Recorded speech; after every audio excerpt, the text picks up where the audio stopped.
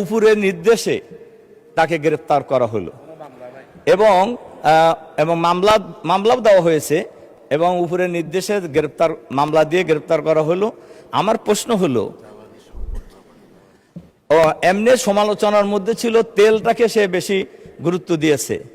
তো আমার প্রশ্ন হলো, উপরের নির্দেশ বলতে কাকে ওনারা বুঝিয়েছেন এটা আমি জানতে চাই। আর এর সাথে সাথে আমি মাননীয় স্পিকারের মাধ্যমে সরকারের কাছে আহ্বান জানাতে চাই, আজকের অফিস টাইমের মধ্যেই ওই নারীকে মুক্তি দিতে হবে এবং অফিস টাইমের মধ্যেই এই মামলাও প্রত্যাহার করে নিতে হবে।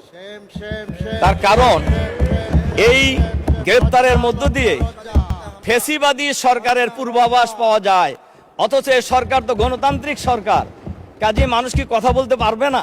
মাননীয় সদস্য, এটা পয়েন্ট অফ অর্ডার রূপে গৃহীত হলো না, এটা কোনো পয়েন্ট অফ অর্ডার হয়নি, বিধিও আপনি উল্লেখ করেননি। তবুও যেহেতু আপনি বিষয়টি বলেছেন, আমাকে বিরোধী দলীয় নেতা এই বিষয়ে আমার সাথে যোগাযোগ করেছেন, এই সমস্যাটি সমাধান করার জন্য চেষ্টা করেছে। এইভাবে আলটিমেটাম সংসদে বসে বাইরের রাজপথে যেটা দেওয়া যায় সংসদে এটা দেওয়া তো সম্ভব নয়, এবং বিধি অনুসারে আপনি প্রয়োজন হলে প্রস্তাব আকারে নিয়ে আসবেন।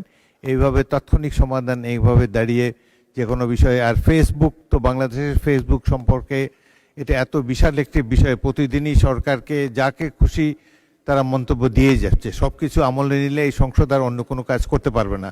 তবুও মাননীয় বিরোধী দলের নেতা আমাকে বিষয়টি জানিয়েছেন, আমরা বিষয়টি খেয়াল করছি, এ ব্যাপারে আমরা প্রয়োজনীয় ব্যবস্থা গ্রহণ করার উদ্যোগ গ্রহণ করব। ধন্যবাদ।